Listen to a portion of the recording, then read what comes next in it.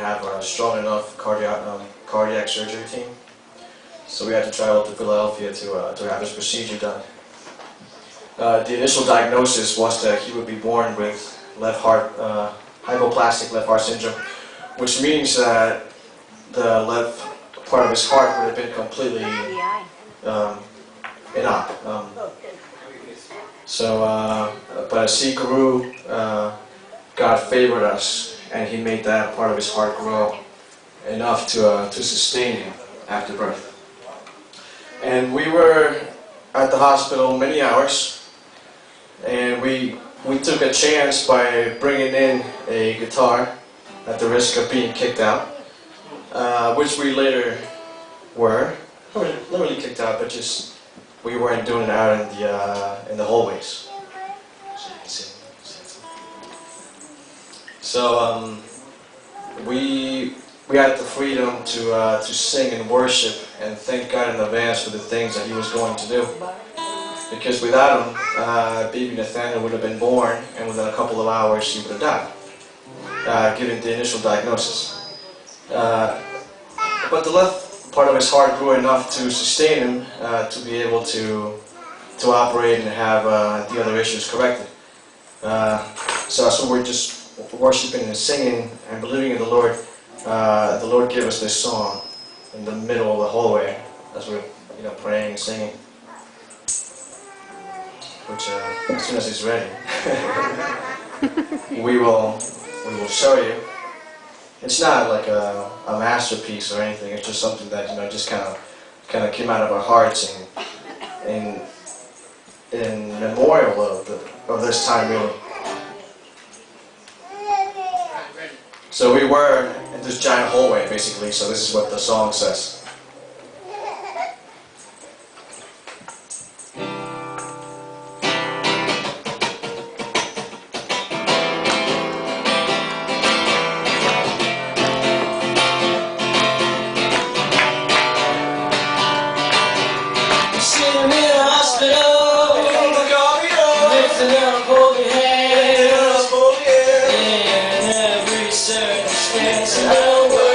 To my God, through thick and thin, you've always been there.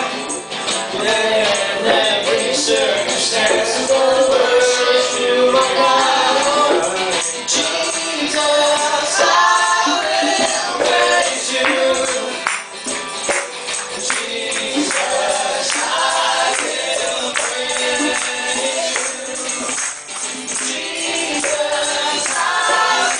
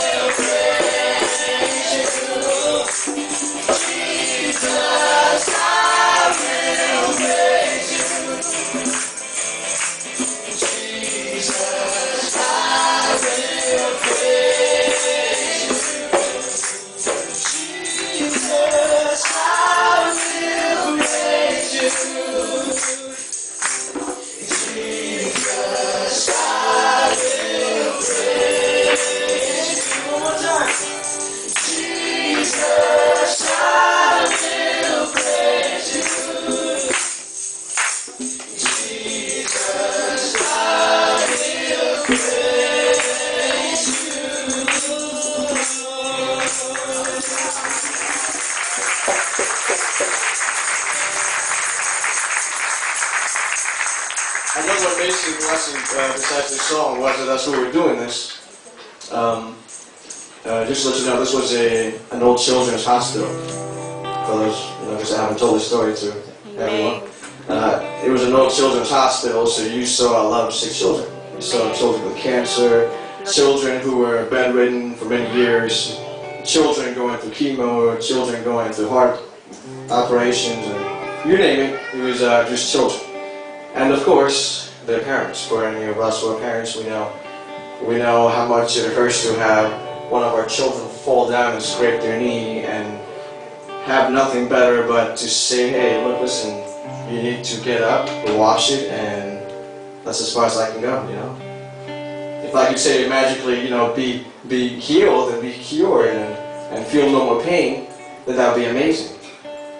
So as we were doing this, there was many mothers who you could see in their face that have just been through this for so long in the same condition with no hope and nothing better.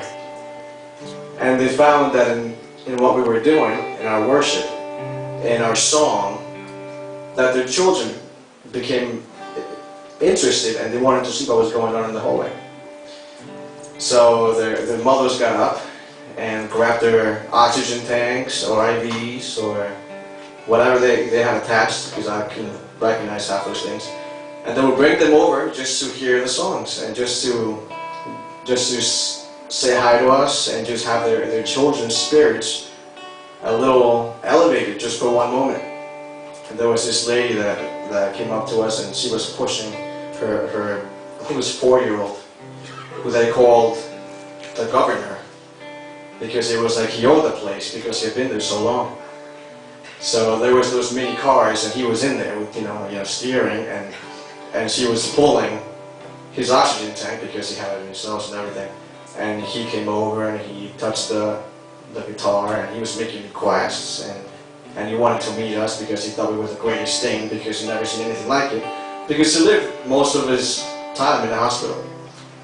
And she told us, besides the birth of my son, this is one of the most beautiful things that I've seen, because so many children came up to us just to meet us and to have a moment of entertainment, a moment of hope, a moment of something that they never heard before. And it was also the case for a lot of the workers there.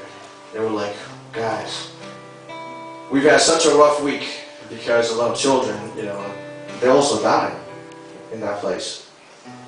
And ours was potentially the same case. They gave us little pamphlets and read what the problem was, what the procedure was, and also what if the baby dies. It's all a feasible chance that it could happen. So during that week, I guess they must have had a lot of children die. And, it's not unnatural for that to happen in a place where they're all sick.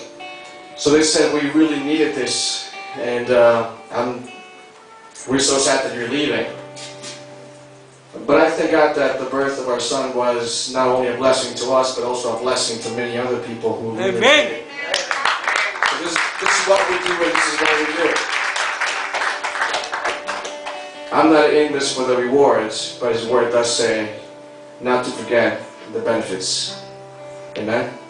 Amen. So I'll leave you guys with that little word.